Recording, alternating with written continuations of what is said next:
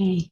So thank you all so much for joining us tonight. And it's a great event. We wish we could do it in person, but then we wouldn't be able to have Lenore because she is joining us from Virginia. So Lenore, thank you so much for being here. And I will pass it over to you and you can take it away.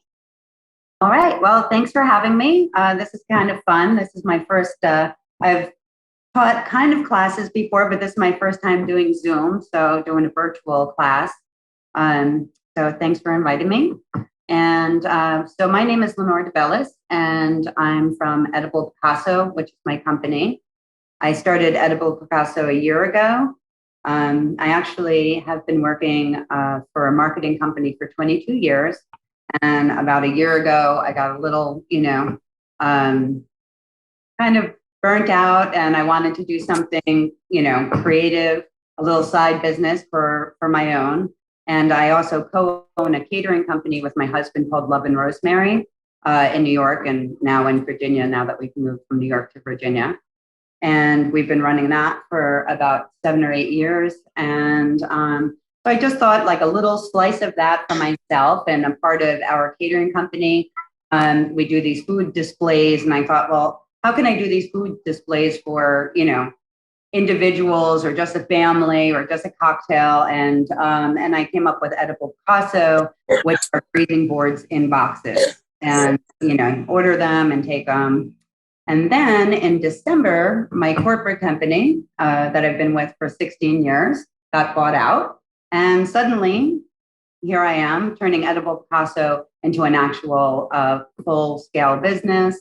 I'm opening a retail store in Cape Charles, Virginia, and this is an exciting adventure for that. And today I'm going to teach you how to make. Now, I always battle with the name because a lot of people in this country call it charcuterie, but charcuterie actually I'm probably not even saying that the fancy way. It's like charcuterie, and that actually means refers to the cured meat and not the actual board. So they would say that they were having charcuterie and cheese or charcuterie and we kind of lump it all into the same package and we just call it a charcuterie board.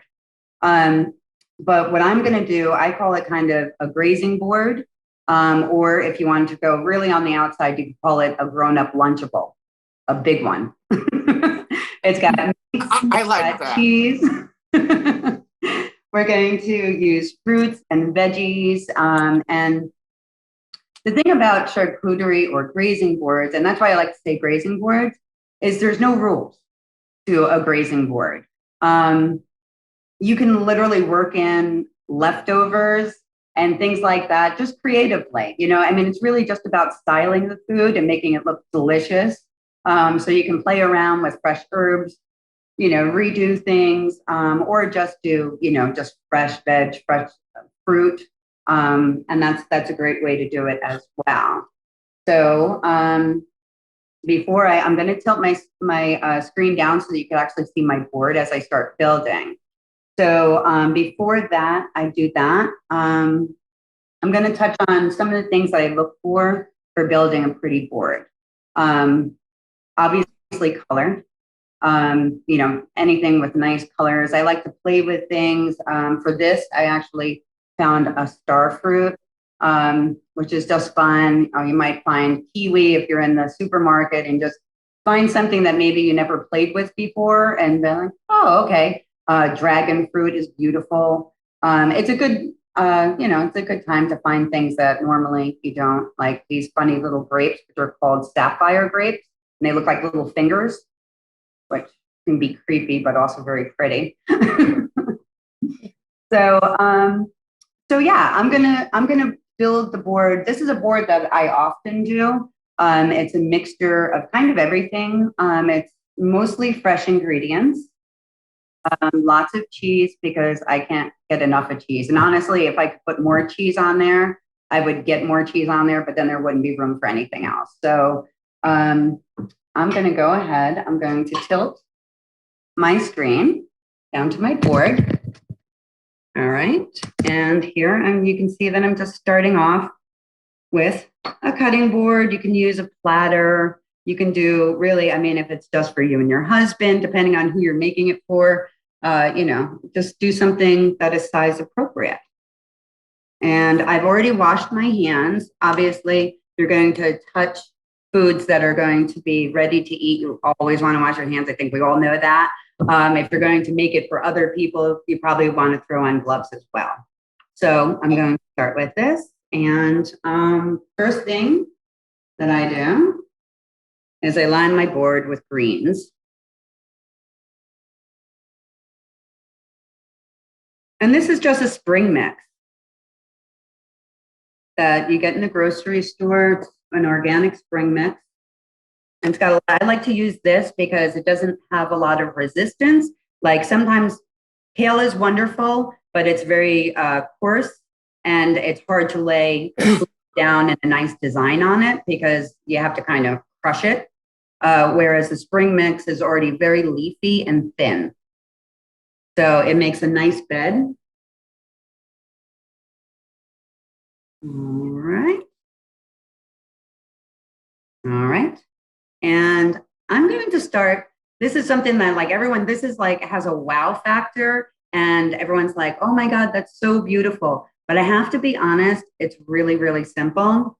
And that is taking the meat and I'm going to make a meat rose out of this.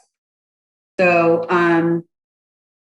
the meat that I'm going to use now, you can get as fancy as you want.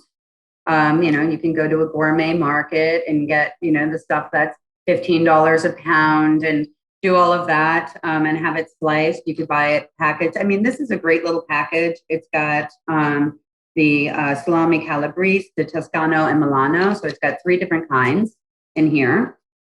And just pick them up. Okay. And actually, before I get started, I'm going to make a little spot. Tell me if you can see that. I'll make it on this side so you can see it a little better. I'm going to show you 2 different ways to make meat flowers.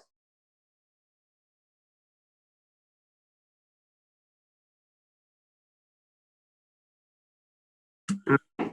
So I've got 4 slices of meat.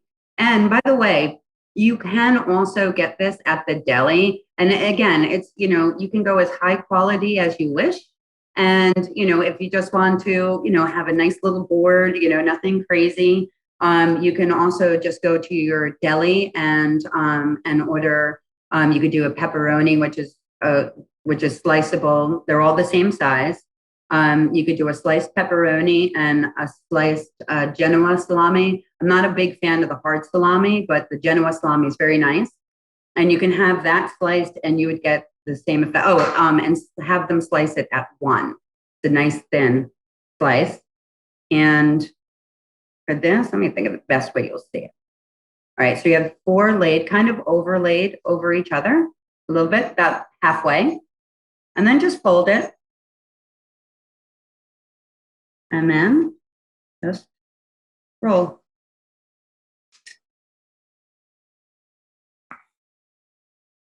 And you're going to get this little flower, almost like a rosebud.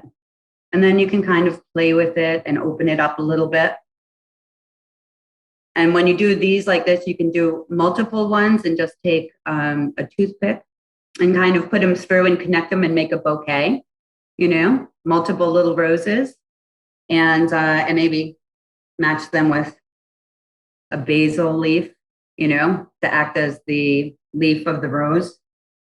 But I am going to do our board with a centerpiece rose. And for that, take a little glass. Now, I use, because this works perfect for me, but this is a little glass espresso cup. But you can use a champagne glass, any cup that doesn't have a huge mouth to it. So little espresso cup or a champagne glass is perfect. And what you're going to do is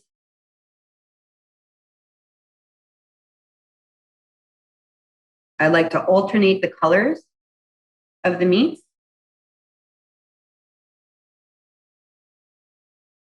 Make a very cool effect.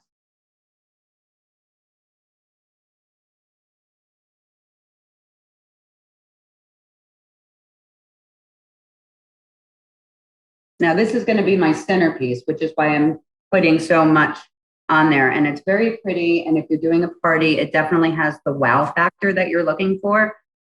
But once everybody's there and been there for a while, you might want to break it up because everybody says it's too pretty to eat.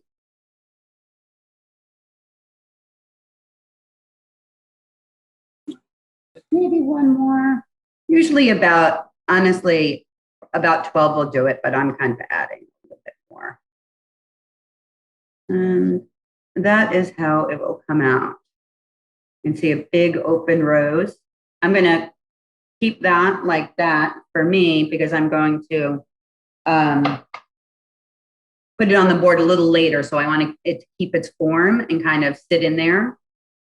And then I'm going to put all of this back. I just wanted to see. Now, does anybody have any questions with the meats? Yes, actually, I do. Mhm. About how large is that glass that you have there, that you used to make the rose? I mean, is that like it's not a shot glass. It looks larger than, is it just a basic water glass? Nope, it is actually a shot glass is right about. It's probably just because it's up against the camera, but Okay. the size of a shot glass. Okay. Is actually an espresso cup, a little tiny espresso cup. Okay. All right. Then I'm glad I asked because I thought it was, okay, good. Okay. Yeah. Thank you. Or you can use another glass that's common to have in the house would be a champagne glass. Okay. Yeah. What you'd want is you want a glass that has a smaller opening than a normal drinking glass. Okay. Or else you won't get, or else it would take an enormous amount of meat to fill that hole if it were a larger mouth. Right. Glass. And you really want that to come together because that really is what makes the rose. Okay. Perfect. Thank you. Yeah, it's pretty. Mm-hmm.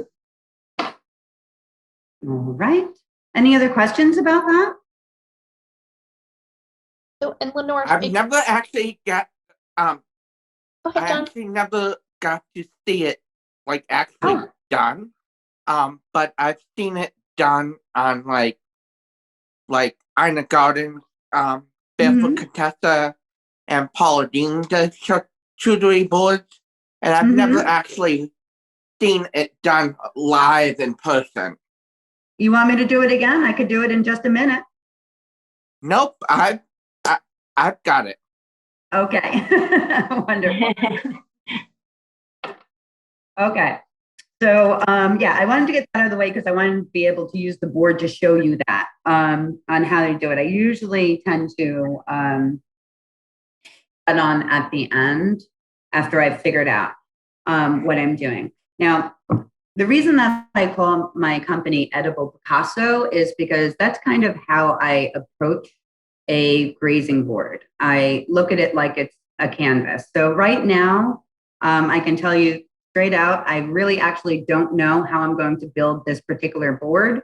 I kind of just let, because I always have different ingredients depending on what's in season or what's in the market. So I kind of just let the colors take me and guide me. And I feel like it's kind of like painting with foods, so it's edible art. Edible Picasso, eat art is my tagline for my company, eat art.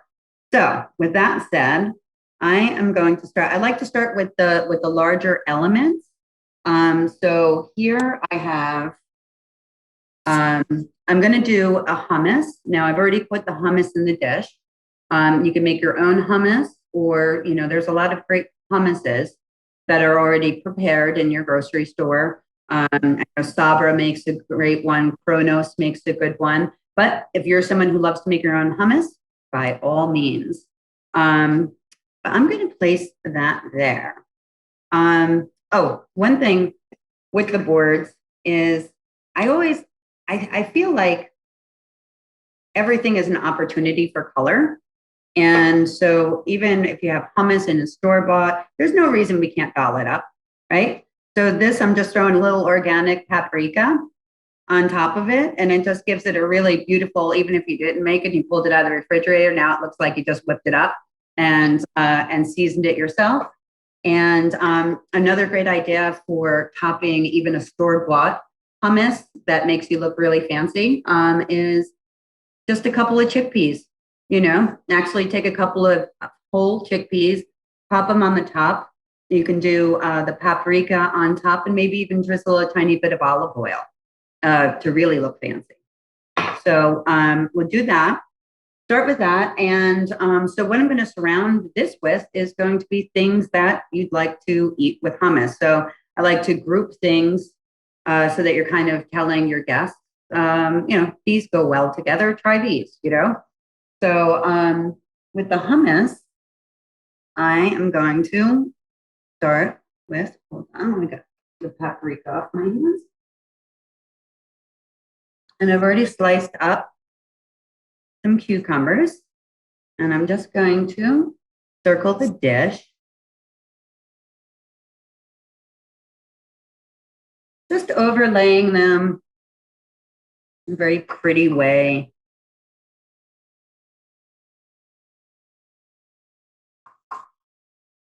And also kind of making a corner for my board. I kind of work in corners and centers. And then tuck that in. Another way, if you wanted to try a different way of doing that, you might, depending on what you're doing with your board, you could also snake your cucumbers. Maybe you're doing a lot of vegetarian and there's some other accompanying dips. Maybe you could put a tzatziki, which is a Greek yogurt dip.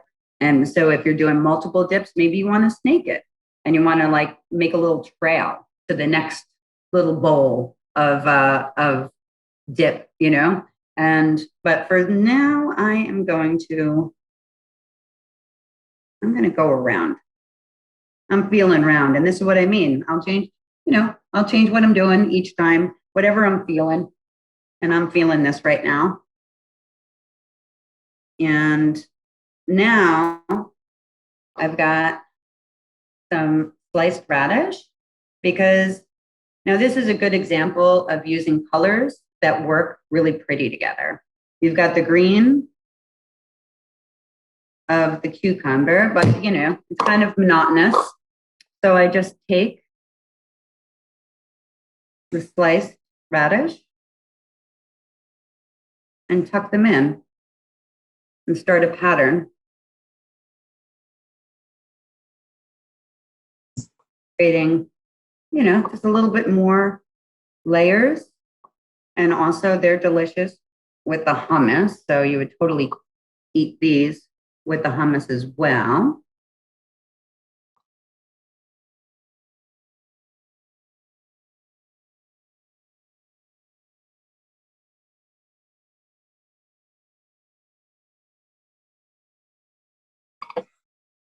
I already have that.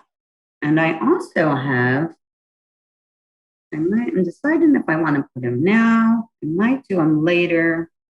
You know what? I'll do them later because they're nice. I have some nice asparagus, baby asparagus heads. And I have to be honest, before I moved to Virginia, it never crossed my mind once to eat a raw asparagus spear. We've always sauteed or grilled or broiled asparagus. It never occurred to me. But down here on the eastern shore of Virginia, which is where Cape Charles is, it's on the Delmarva Peninsula, which is the very eastern shore of Virginia, and almost its own little place, completely remote from everything else. It's very agricultural. It's farmland. If I could compare it to anything in the Northeast, I probably would compare it to Long Island. Once you get past all the city and everything, but once you go out to the tip of Long Island, once you're down there, you're just driving and it's farms That's what the Eastern Shore is like. It's all farmland. So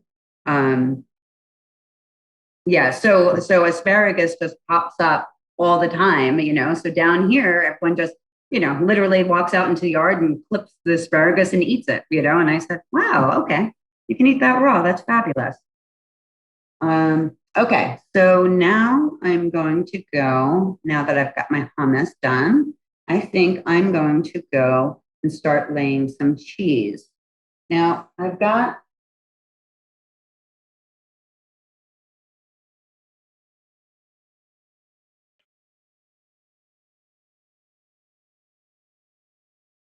there. I've got a brie, a wheel of brie, and I actually tend to cut it right down the middle.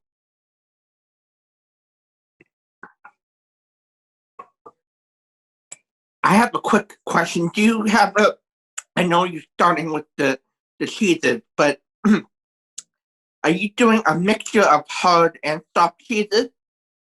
I am. So with the cheese, and that's an excellent question, Don. When you're picking your cheeses, I like to get a variety based on, you know, the different qualities, right? So right now I went for a brie, which is a cream, you know, cream-based cheese. So it's, you know, it's rich, it's creamy, it goes beautifully with berries and sweets and figs. So then, you know, there are lots of different things. Sometimes I'll use, with a board like this, I'll go with a blue or a gorgonzola wheel or a saga, because now it's creamy as well, but it's got sharpness to it. It's got that, you know, that blue sharp. And it also goes super well with all the berries and complements sweetness. Then I like to go here. I'm actually going to show you what cheeses I have and what I've chosen for this board. And again, I personally can't get enough cheese. So this is really hard for me to choose cheese.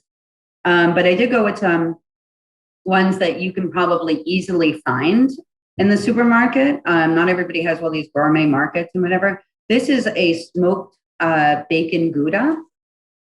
So I thought that's nice because it gives it gives me color, because a lot of cheeses tend to be white or light in color. This one has a nice rich yellow, but it's, you know, it's also got a smoky flavor, which is different than the rest. And then I've got over here, I've got an herbed goat cheese. And again, this is a nice, like it is creamy, but it's savory because it's got the herbs instead of, you know, just the cream. And this will go nice with, well, just about anything. It'll complement the meat. Just great on just bread alone, to be honest with you.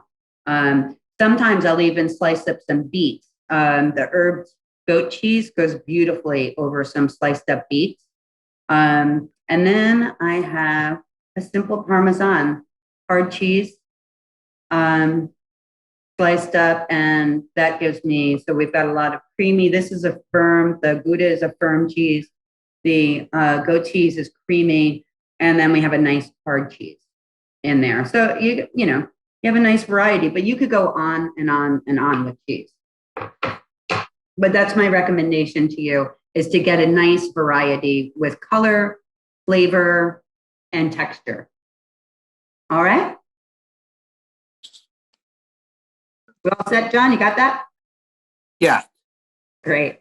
Okay.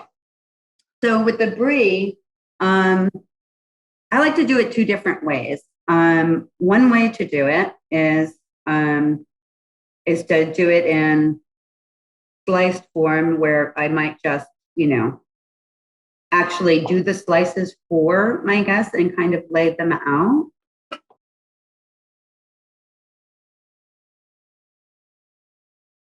You want to make, if you're going to do that, make sure your brie's not out for too long, because brie will get very creamy and stick to your knife. So if you're gonna slice it up like that, then you're going to want, now let me know. So I might serve it like that, in little slices. like that, which is very pretty. I'm not going to do that this time, only because that's what I've decided to do with my Parmesan. And because brie is a nice, once it warms up, it gets kind of sticky and sticks to each other. And so brie is really a nice cheese to serve with a cheese knife and let people slap it on their crackers all by themselves. So, but this is very pretty to do it this way. That over there, and I'm going to use that. Now, when you put your brie on your board, you can show the brie side. You can do it that way. You could do it that way. I'm actually going to go with, again, I'm going to go with that way because I'm going to top it with, where do I have you? Where are you? There you are. I'm actually going to top my brie with some fig jelly, which is a really nice complement to brie. And put it right on top so that when they're slicing into the brie, they're getting a little bit of the fig as well. Like that. And it's pretty. All right. Next, I'm going to go with my Gouda. Now, I'm feeling about how I want to do it. I'm going to go.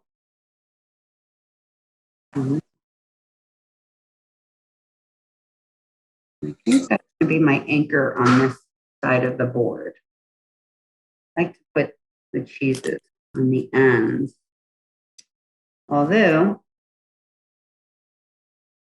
all right, now let me see how I feel. I'm feeling that my goat cheese, I'm feeling it needs to go there for some reason. I don't know why, but that's where it's like, the force is telling me that the goat cheese needs to go right there for some reason. I don't know. It'll come to me, but right now, that's what I'm feeling. And here, now the Parmesan, I've cut. The hard cheeses are fun because you can cut them in, shapes and really get creative with them. And I'm going to do something on this side. Cool kind of dimension. Like I said, I'm just kind of feeling this out.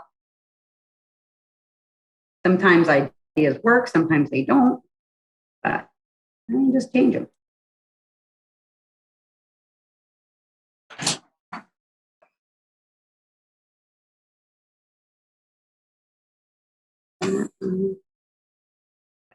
Kind of some more. Lenore, do you have any kind of rule of thumb that you use for how much cheese or how much of something you put on the board, or is it just depending on how many you're serving? Never enough, Trish. But yes, obviously this is a very, this is a large board. And, I would say when all said and done, this would probably, when we're done with this board, I would say that it will probably feed 5 to 8 people if they're like really going in it, you know what I mean? And then kind of think about that. You would probably double that, depending, double that if it's larger, and then you can really have fun when, if I were doing like a party platter, well, then I would probably use all my brie. You know what I mean? I might do a wedge, and then I might do a spiral, and I might use, you know what I mean? Do it different ways. But I would definitely, do more than, I would say that this is 5 to 8 as a complement to other appetizers. for us, we're going to eat this tonight, and there's 3 of us. So, you know. So, okay. So I've done that because I have an idea that I want to take. I have some other meats over here. And this is a dried supersad. And this is actually from New York. We still have family all back in New York, and they gift us with a lot of Italian dried sausage and supersad and stuff like that we stock up on. So, and I thought, well, maybe this would be nice. Make a little sun of meat in the corner there.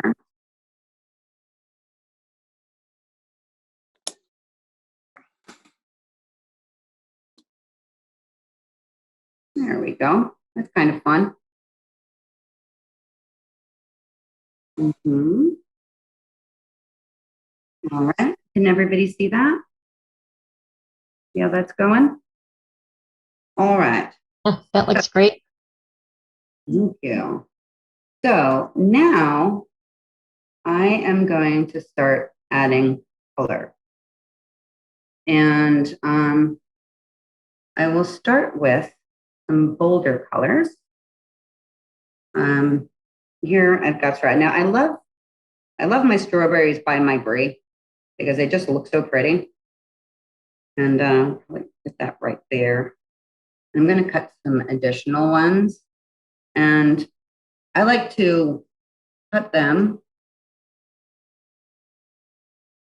You know, time for you guys. Make sure we over.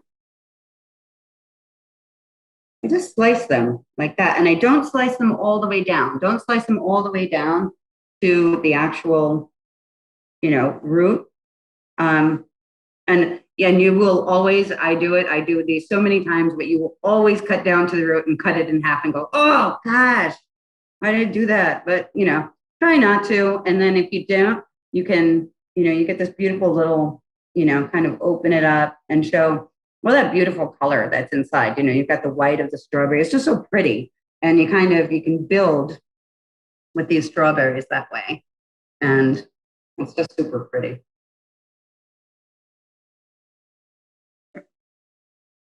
See, I just did it. But I'm gonna mask it and just cut it in half, but we'll pretend that I didn't do that. Put that in. And you can take even the, don't be shy. Put some whole ones. You got, you get a package of strawberries. You can always get some little ones that are in there. Pick some little ones to fill places. I kind of have rules about empty spaces on charcuterie boards. I don't like them. Some places, I guess there's a place for everything, but sometimes you'll go into a fancy restaurant and order a cheese and meat board, and there's like one slice of meat on one side, and then there's an itty bitty slice of cheese, and maybe you'll get an olive. That's not the way we do it here. We do not do that. We are all about lots of food.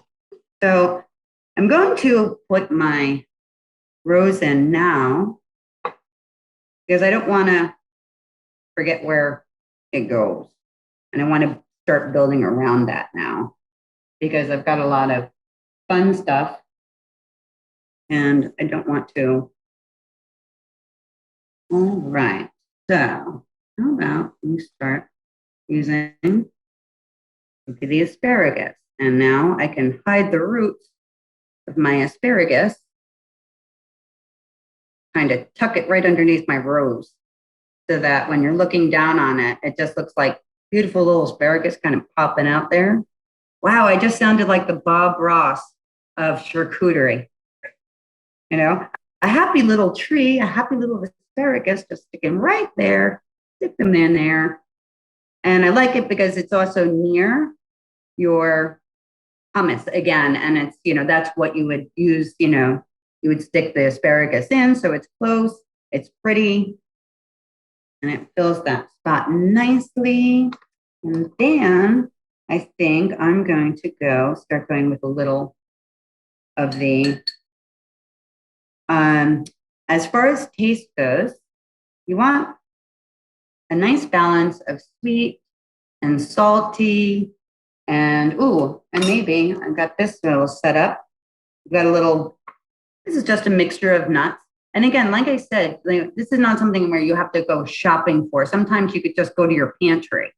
And I mean, I have a million things in my pantry that I could probably use for this right now, whether it be sunflower seeds or, a can of cashews that have like 15 left in them. Use that stuff up. This is a great way. You put them in a cute little cup and all of a sudden, they're like, wow, how beautiful. That's gorgeous. Here I'm going to do olives. Olives are going to give a lot of salt. And I like that. Now, the olives all right, there's a million kinds of olives you can use. You can use black, you can use, really whatever you want. The olives that I'm using are just, they're actually a Mediterranean mix. There's Kalamatas, there's greens, but these do have their pits in them. You can get them, very inexpensively if they still have their pits in them and they're a mix. But one great way to, once again, doll something up that is, whatever, plain, is to buy the ones that still have the pits in them, just your medley, and spice them yourself. Take them out, just drain them, put them in a bowl, add some nice extra virgin olive oil into the bowl, and I do pepper, dried oregano, and crushed red pepper flakes. And then just mix that, and now you've got your own spiced little olive in about 4 seconds, which is nice. Oh, I did want to say, and I may as well, because I could probably use it elsewhere in this board, is another great way to do the hard cheese is, so I showed you how if it's cut, and you can do all these pretty designs, but for Parmesans, you can also just crack them. And they get this really cool rustic kind of look, and they're just, it's just a different look. It's more, maybe, let me see where I might shove some over there. And just a different, presentation for them. You break them into little bits. They're very rugged now and cute little tidbits. All right. And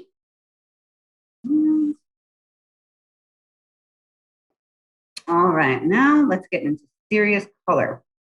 We've got that. Now, this is where the painting happens, because now you're kind of looking at my board, and what I'm thinking to myself is, okay, I've got a lot of red here. What looks beautiful with red? And now I'm looking at my berries. And now, this is the first time that I've seen this recently. I don't know, do you guys get these in your grocery stores? These trios? Okay. No, I've never seen those before. Me neither. And just the last month, suddenly my grocery store is carrying these, and I'm thinking, wow, that is wonderful for me, because you have no idea how much money I spend in berries.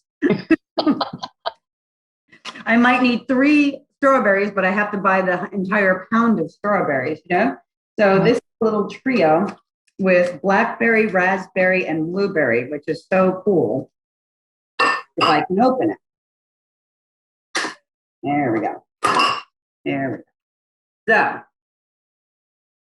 I am going to, all right, so we've got all this beautiful red, and what looks beautiful with red is blue. We've got a little American theme going on. We've got the white of the brie, and we've got the blue of the blueberry. It's just so pretty. Just, think of the color wheel. I don't know how many of you guys have gone to art classes, but you've got your color wheels, and you've got opposing colors which look beautiful. The colors that are on either side of the wheel complement each other and bring each other out. So kind of think of that, you're kind of doing the same thing with food. You've got all this beautiful red. Now you're putting in all this beautiful blue, and it just looks so pretty together. Can you guys see that? The way those colors, can you get a good angle on it? Okay. Cool. Yeah. Great. It So now looks beautiful, Lenore. What's that? I said it looks beautiful. Thank you, John. You're So welcome. now I've got raspberries, and I'm thinking to myself, okay, where is a good place to put these beautiful pinkish berries? Where would that fit? I've got a lot of red over here, so I'm thinking here. I think this will look really pretty that's actually kind of the same color as the radish skin. So you can put those there. Just give it a little pop of color. And it goes nice. And now I got some sweet and I've got some salty. I've got the sweet of the raspberry. I got the salty of the olive, which is fun. Now we have, you know what? I'm going to pop over here to my red sapphires because I feel like they belong here. I feel like they'll be happy here. I love that dark, rich color of that. And I want to separate them from the blue because they're very similar. So I want to put something in here that kind of offsets that. And with grapes, you can put them on the board right on the stem or pull them off if, you have a bag of grapes that, one of the kids got into or the grandkids got into and ate and all you have is stems sticking out. Go ahead and pull them off. You don't want a bunch of, just stems sticking up with no grapes on them. So you can kind of style that way. Start in there. There, I don't want to overshadow my little sun. So there we go. Ready? All right. And I think now that I've done that, that's where I think maybe now I need a few raspberries because now I'm going to balance my board here and I'm going to give a nice distinction between the darkness of the sapphire grapes and the blue of that. Now, what I have now, let me see. I'm going to work in. This is now you're watching me paint. I think I want, I'm thinking maybe a little more asparagus. I'm clicking here to balance that. And again, okay, now we're looking into balance. Again, in art, you always see that. We've got the asparagus going there. We're almost making a pattern now where we're kind of shifting in and we're filling our palette with what we have. And that looks super pretty. And I have something and I'm trying to figure out where I want it. I might underlay it underneath my cheese, but I tried something new and I tried dehydrating fruit. I got a new dehydrator and the reason that I did that was because I went to buy dehydrated fruit and I saw what it cost and I went, oh my God. And then I went and I jumped on Amazon and I said, well, what does a dehydrator cost? And it was like, I don't know, it was like $20 for a little bag of dehydrated fruit and it was $120 for a dehydrator. And I said, I'm getting the dehydrator. Because I always have fruit that goes bad, you know what I mean? In the house, we're always, so now you just slice it up, throw it in the dehydrator, and you come up with these really, really, can you see that? Yeah. Easy for you to see, like this is an apple, look at that pretty star. And, you've got all these beautiful colors that now you can add to your board. And I think I'm going to add this and actually let my cheese go right over the top of it. Look at that. That's a blood orange. Look how pretty that is. And you don't eat the skin of that, do you? You don't. I mean, with the oranges, I'm not sure that, how much you eat the oranges in the first place. I think from what I'm understanding, they're wonderful in diffused, to infuse your water Oh, okay. or to put in adult beverages. Okay. Flavor and you want to be a little fancy, you can do that. And you can warm them and they'll give the house, give the house a nice citrus aroma. And yeah, so but I'm just gonna, That sounds great. yeah. Sometimes I do this. Sometimes I have afterthoughts and I'm like, all right, nope, you got to move. You got to get under there. You got to do that. And that's what we're doing. But actually I'm really happy with that. Cause I kind of got like a little sun vibe going. And now I've got all these beautiful little citrus underneath that. So it really kind of complements that. And then I think, where am I going to put my lovely, that looks pretty. Oh, and then I also tried drying them pre-shaped to see if it worked so that you can use them on boards and maybe pile them up to get a little height on things. So I think I'll use that over there. Oh, that looks so pretty. And I'm going to stick that over there. Anywhere where we need color, that will look so pretty over there. And we got a nice little lime right over there. I'm all about borders. Now I'm going to go. I love blackberries. Blackberries, something about the blackberries bring out the color in everything. So rather than doing them in like, a bunch, which you can, but there's something about the deep, rich color of a blackberry that, I don't know, you just stick them in different places and they make the whole board pop. They really bring out the color of everything. Don't like where you are. You're going to move.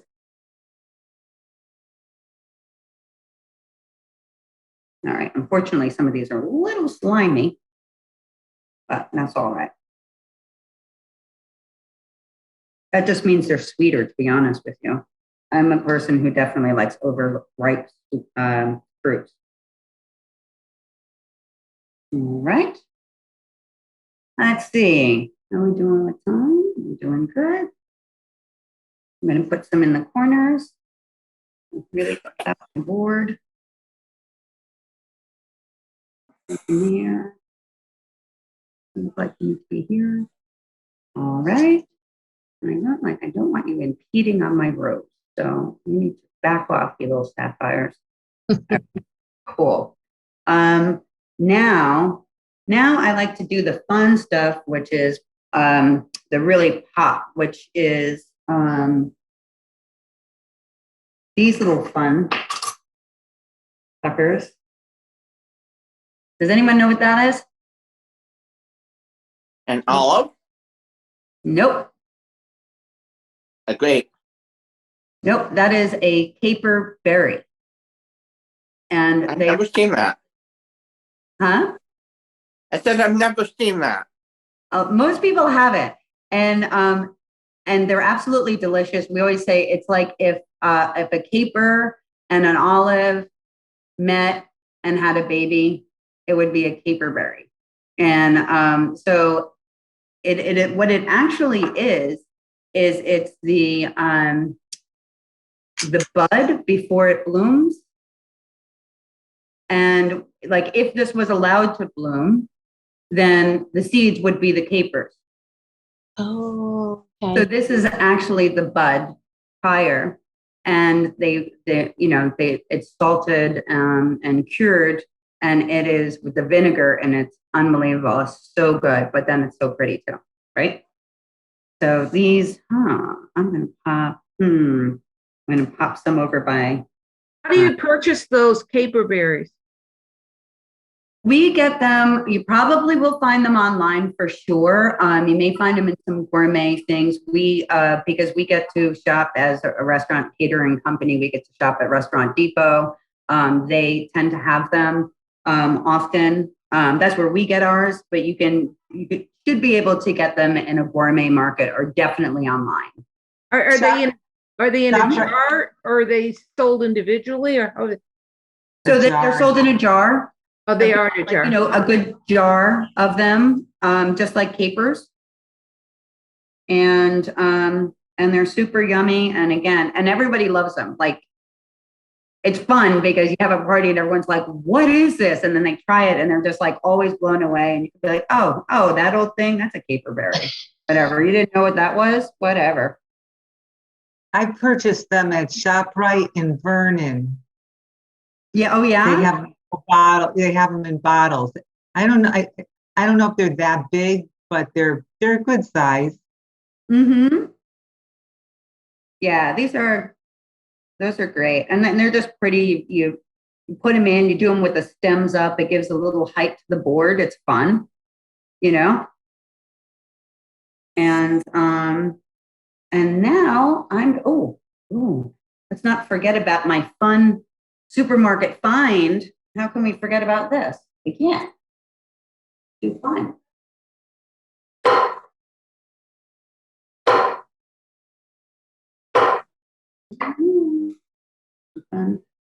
What does that taste like, Lenore? A star It fruit? tastes like a kiwi. So I have to be very, very honest. It's the first time I've ever had star fruit.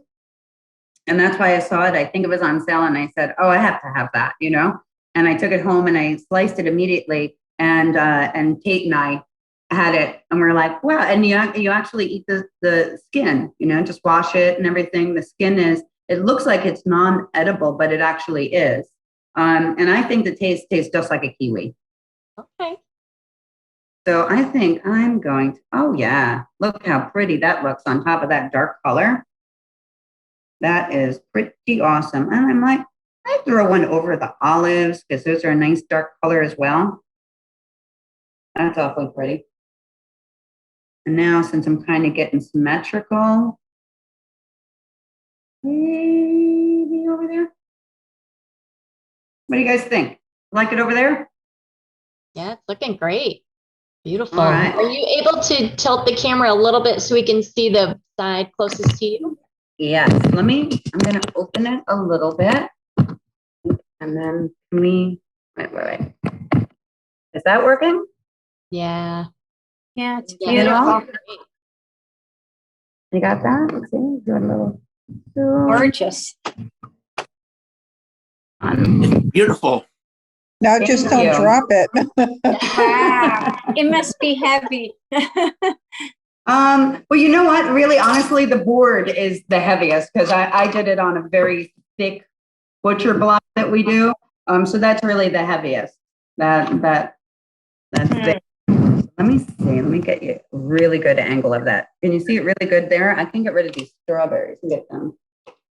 That looks great. Stick it kind of underneath you guys a little closer. That's what you said, Lenore. It's almost like creating a canvas. You can be as creative or as less creative as you want. Exactly. That's why I call it eat art, you know, because I feel like I just painted something, you know, but then you get to eat it afterwards, which is super. All right. So we got that going on. And now what really, you know, sometimes it's just tiny little elements. Now this is just a sprig of basil, just a basil flower, you know, just the tip of a basil plant. And I just tuck it right in my flower. And can you see that? Yep. See how pretty it just makes the flower look? Yeah. Flower to me. And I Beautiful. might take fresh rosemary and just do almost a wreath around the flower with fresh rosemary. That's another fun thing to do. Now I'm going to take just a little bit more dried fruit. It's not a charcuterie board without some figs because they are unbelievably beautiful. And I'm going to clean my eye.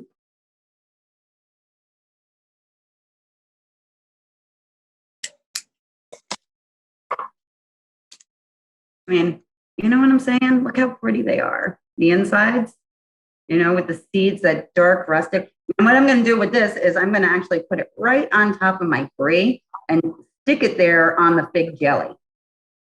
Now, what are those again? Those Figs. dried figs. Oh, figs. Okay. Mm-hmm. And they're just so super pretty with the brown. I don't know what it is. I always use the figs at the very end because it's like, and it completes, for whatever reason, the figs, the dried figs, or even fresh figs are beautiful too. But in this season, it would be dried figs. There's something about them that just complete the look of it. That brown, everything is bright, and then you get this earthy brown of the fig, and it's so pretty. And I might pop another one over here with my orange. Ooh, that's so pretty. See how pretty that is? And you got Wow, that that's there. gorgeous. And then my final touch, because I don't have any room left, but these always give such a great pop of color, is dried apricot. Mm. And they're just so pretty, and they give a great finishing touch. And I might just stick them in the spots where I feel like, oh, this looks neglected, you know? That looks like it needs a pop of color. And maybe over by, the strawberries, because the orange looks so pretty with the strawberries. Let me see where else I feel like my canvas is a little empty. I'm gonna go, I don't know, it's looking pretty good. Looking pretty good. We've got it pretty pulled out. Maybe one over there, and I think that's it. It's gorgeous. I have a question for you, Lenore. It's a little different. But when obviously you have, these are elaborate and beautiful creations, I can almost taste them, and just so vibrant. But I have a question. When you have a snack attack, like ordinary people, you want something and you want it now and you just want a snack, what's in your refrigerator? What do you reach for? Okay, what I always have on hand all the time is, we'll always have the dried figs and the dried apricots in our pantry are always on hand, for sure. Because we're spoiled and we do have family that do bring down the dried sausage, the dried meats, because they're cured and literally they just last forever. So you just throw them in and, you have them. I always have olives on hand. Like I said, there's so many creative things to do with even just canned, with chickpeas. Chickpeas, if you just put paprika over a little plate of chickpeas, they're unbelievably satisfying and really healthy. You know what I mean? It's like chickpeas, olives, a little bit of meat, whatever few slices of cheese you got left in that cheese drawer of yours, Mm-hmm. I don't think, I always say that there's two things that we cook that clear out. We call it like the garbage meal. Like you just get rid of everything before it goes bad at the end. You have one of this and two of that. Yeah. It could be, for me, it's soups and quiche. So everything in there. But grazing boards, you know what I mean? Grazing boards are great. Go through your refrigerator. See, and jar that has 3 olives in it. The one that has 5, So you're in, as you think. Oh, no, I was just going to say you're in, aside from obviously this expertise, you're an intuitive cook. When you whip up your soup or whatever. Yeah, I would like to live in your house. It must smell wonderful. Well, my husband's a chef, so that's actually, I work on constructing food. He actually works on cooking it.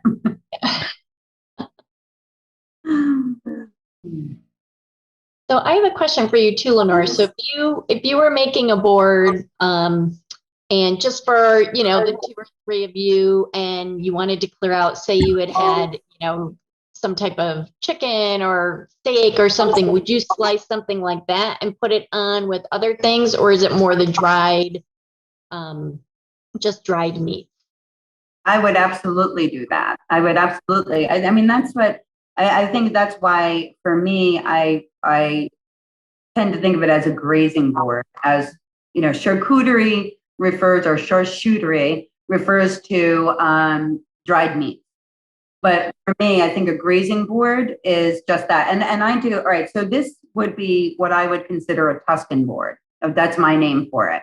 So it reminds me of Tuscany with the asparagus, the fresh veg, you know, the meat, the cheeses. That's like a very Italian board. But then I also do what I call a Mykonos board, which is a vegetarian board. And that has a lot of, like, it'll have hummus and maybe tzatziki or a yogurt. It'll have a lot of fresh veg. It'll be more vegetarian. Olives, if you get your hands on stuffed grape leaves, those are fabulous. And things like that. And then there's other boards that you make, you know, that you wouldn't even think about, you know, breakfast boards. And I make a lox board, which is the smoked salmon. You know, and you could do this on Christmas morning, and it's wonderful. You know what I mean? Smoked salmon with cream cheese and caper berries and bagel slices and red onion, and you know, just put it all together. I mean, I've seen. I don't agree with it. I don't agree with it. You have to know that I do not give the okay on this, but I've seen taco grazing boards, and you know what I mean, like, you know, where they're just taking it. So it's like, well, why don't you just eat the taco then? You know what I mean? Just eat the taco. But you know, to a crazy level. But would you ever put like sliced hard-boiled eggs on a charcuterie board? Absolutely. Yep, I actually do sliced hard-boiled eggs on my lox board. It looks great. I'll also do deviled eggs on a grazing board. You know, for me, I don't think there's any rules, to be honest. You know, you talk about, you know, having leftover chicken, turn it into a beautiful chicken salad, and, you know, dice it up, make a beautiful chicken salad, put it in a little bowl, and surround it with fresh sliced cucumbers and tomatoes, and, you know, and it's actually, you know, you may look at this and see the meats and think, oh my God, the cheese, and think, oh my God, that's so bad for you. But when you actually think of it, 75% of this board is extremely healthy for you. Are there where would you put the crackers? On the side? I'm not a big cracker. Some people put the crackers on the board. I just think that's just a waste of space, because you can put crackers on the side. Personally, It almost reminds me. this is what we'll be having with it. Nice crusty French baguette. Well, Now, you know, if I'm thinking, you know, bringing something like that to a party. Now, in terms of utensils, I mean, just have small plates and two. Okay, I did forget. You reminded me. Yes, cheese knives are great. You'd want to put, you know, put your nice little cheese knives in here, so that for the serving. And yeah, I think little, you know, cocktail plates, or even, I mean, this is really, I would do the little paper plates if I were bringing it to a party. And then just make sure, since it's a party, I would do some tongs or forks, so that people aren't actually grabbing it with their hands. Right. Little tongs, little forks on the outside, so people can pick things up. And your cheese knives are perfect. Yeah, I need to get some little tongs. Yeah, they're so handy. Yeah. And like I said, when you do this, after a little while, you're going to have to deconstruct the rows, because in my experience, no one ever wants, you know, and there's a lot of meat in that row. So eventually going to, after everyone starts getting in there and making a little room, go ahead and pull the rows apart. And then everybody's like, oh, okay, I can eat that.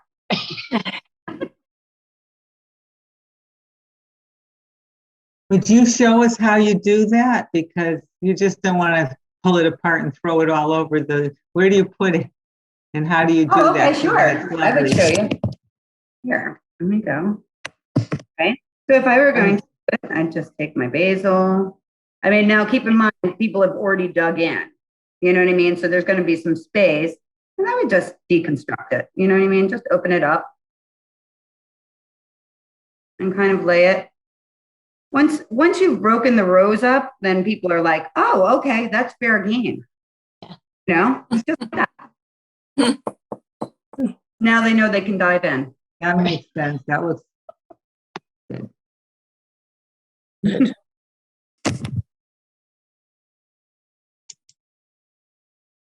Any other questions?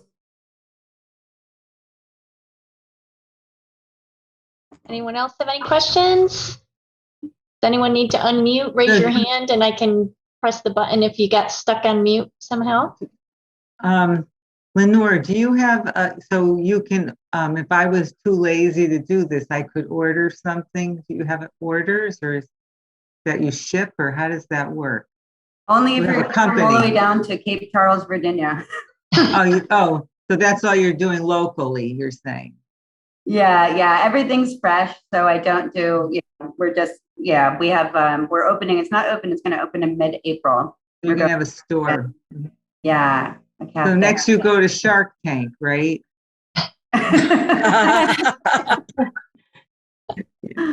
Oh, I just thought when you said you had a company named Edible Picasso, I thought, oh, wow, you must be shipping these all over the country. It sounds so interesting. But it's actually, not so much a shipping, but the concept last year when I started it was, kind of like that, where I thought, a lot of people like to send people, for Valentine's or whatever, their birthday, they send flowers or they send this. And I think, give me some meat and cheese and veg. You know what I mean? Like I would be, if this arrived on my doorstep, I'd be all about it. And so I thought, those would be great. So they actually come in, and I can send some pictures to Trish if she wants to share them with you guys afterwards. But, I'll create these boards in these beautiful, boxes that have a clear window. And then I package them up like a present with ribbon and everything. And, and you can give them as gifts.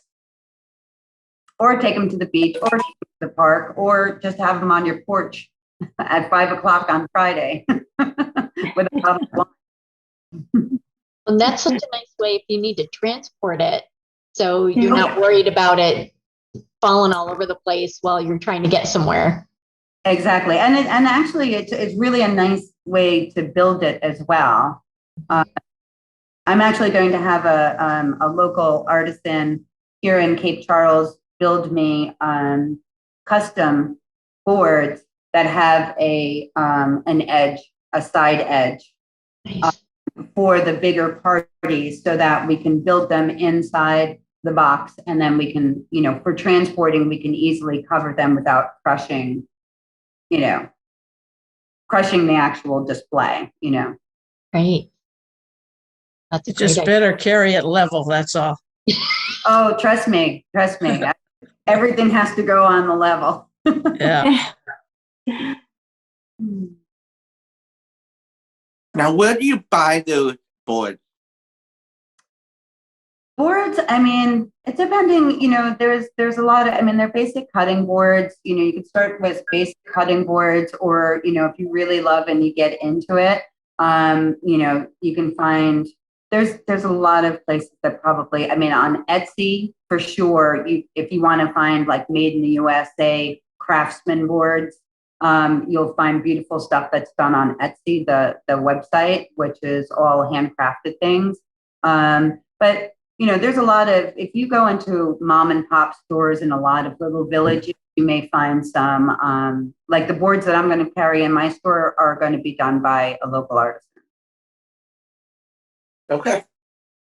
I was thinking too, I would love to go visit your store. Oh, well, when you come down to Cape Charles, you're right part of Main Street. Okay. Now, how far is that from like the mainland of like Virginia Beach or something? So we are the very tip of the Delmarva Peninsula, and we are just over. So we're the last town before you take the Chesapeake Bay Bridge and Tunnel, which is that huge bridge that goes underwater, the tunnels that go underwater. It's 17 miles long. So that's the only thing that separates us from Virginia Beach. Okay. Paula, did you have a question? Actually, I just a comment. I was thinking, could even if you had a nice tray, you could do it on a tray as well. You know, a very shallow type tray.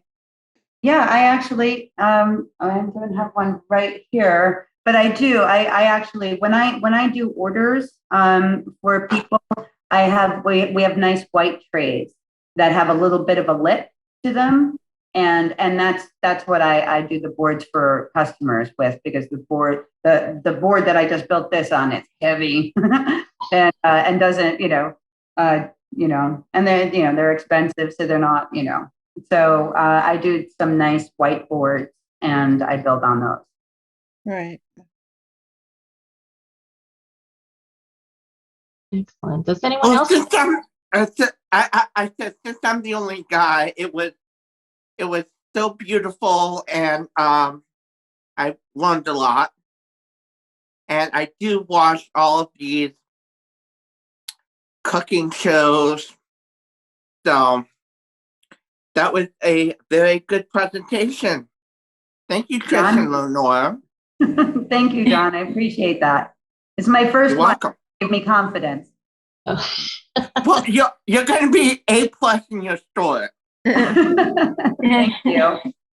I ditto, John. You did a great job, Lenore. Thank you. Thank you, Joyce. Yes, John. Excellent. Yes, I Great. really enjoyed it. Yeah, thank you very Yeah, much. I learned Thank quite you. a bit. Thank you. Because I have to Thank say, you so much.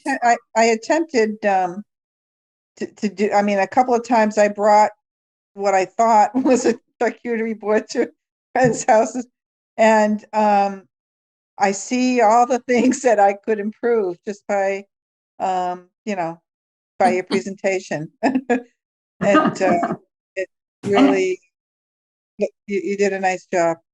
Thank you. And have fun with it. That's why I said, don't be, I think the key to it is not being intimidated, and have fun and be in the grocery store and see fun things and say, oh, that'd be fun, Yeah, I love the fact that it's creative, that, you can create something beautiful and then eat it. Eat it with a bottle of wine. Very nice. And flowers too. I mean, in the summer, you can put some edible flower blooms on there. Yes, Right. and I thank you for reminding me. You can absolutely do that. So in the summer, you can do any of the edible ones. You've got the Nasturtium. pansies, orchids, Squash flowers. Squash flowers flowers. are beautiful. They're very big. I'd rather stuff those and fry those. Yeah, those are really good. And even marigolds are edible flowers, and in abundance. And there's a lot of wildflowers. I actually just bought a book on on foraging in the Northeast, because I've always kind of been kind of interested, like, wow, there's so many things I'm sure that we walk by every day that are phenomenal, and we wouldn't know that it was edible. So, Would you ever put mushrooms on a board? I love pickled mushrooms. The marinated mushrooms are fantastic.